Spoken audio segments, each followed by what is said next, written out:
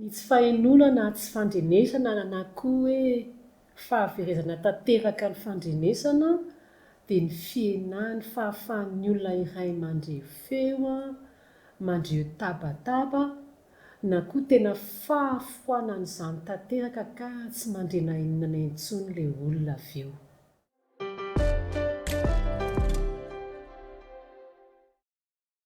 Maro ny antony mety mahatonga ny olona iray marenina fa ny voalohany amin'izany dia ny tarazo izay nolovainy tamin'ny ray aman-dreniny. Mety efa narenina ny ray aman-dreniny dia lasa narenina ilay zanaka na ny ray amin'ny ray aman-dreniny.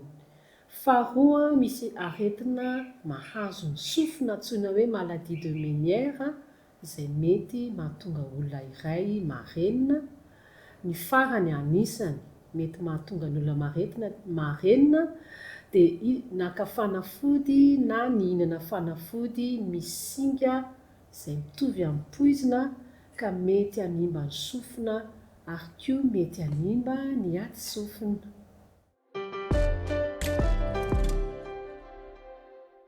Manampy ny efa voalaza teo aloha dia aretina indray no resantsika. Misy aretina azo avy amin'ny mikroba miditra iza miditra ny anaty aty-sofina ataontsika hoe otite moyenne. Rehefa tsy voatsabo dia mety mitarika tsy fandrenesana. Aretina anankiray faharoa dia vokatry ny fidiran'ny mikroba ihany fa any anaty ati-doha dia mitarika ny atao hoe meningite.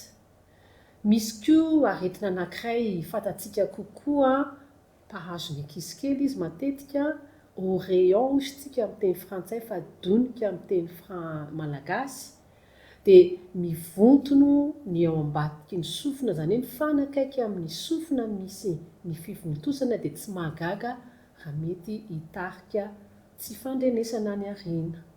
Dia mahalana fa tsy dia misy loatra ty aretina fahaefatra ity dia aretina azo avy amin'ny fahavoazan'ny fantsona izay mitondra ny feo miainga avy any amin'ny ati-doha fa tsy nisy fantsona anatin'ny sofina toy ny voalaza teo aloha akory no misy aretina.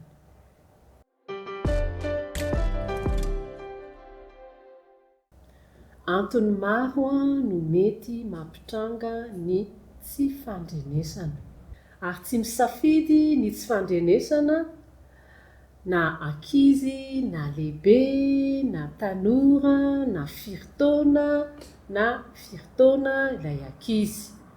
Ohatra mety tranga ny tsy fandrenesana dia misy virus indray ny resaka eto miditra ao anatin'ny vatan'ilay olona dia mitarika na eo no eo na aoriana kely na any aoriana be mihitsy aoriana lavitra ny tsy fandrenesana.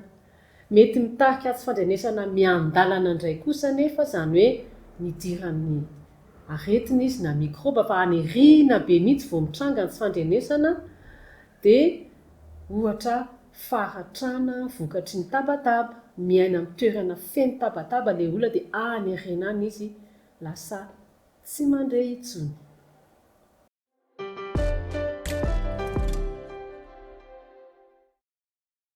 Noho izany fahavoazana izany nefa izy miaina ao anaty fiarahamonina dia tsy mahagaga antsika raha ohatra ka mipetraka izany fanontaniana izany.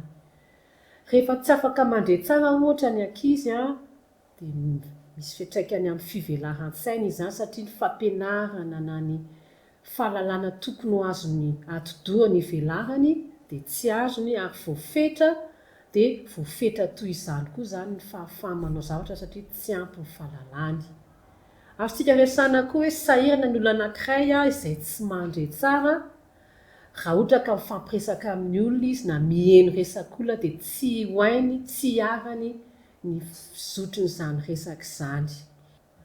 Dia eo anivon'ny fiarahamonina tsy ampy ny fampahafantarana ny olona hoe misy anie olona tsy mandre dia lasa mahatsiaro ho voilikilika izy dia tsy takatry ny olona ny zava-manjoa anazy dia mahatsiaro marary azy izany. Dia lesoko anankiray koa satria ianao tsy afaka maheno dia lasa tsy afaka miteny koa dia tsy afaka mifandray amin'ny olona dia tsy afaka mifandray amin'ny tontolo manodidina anao.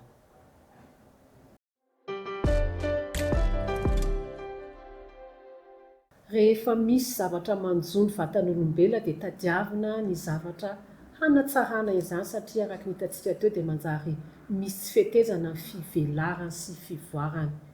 Anisan'izany fitaovana kely anankiray ampiasaina eo amin'ny sofina raha toa efa naharitra izany tsy fandrenesan'izany ary nahatonga an'ilay olona madisadisa manano sarotra azy ny fiainana satria tsy mandre ilay olona.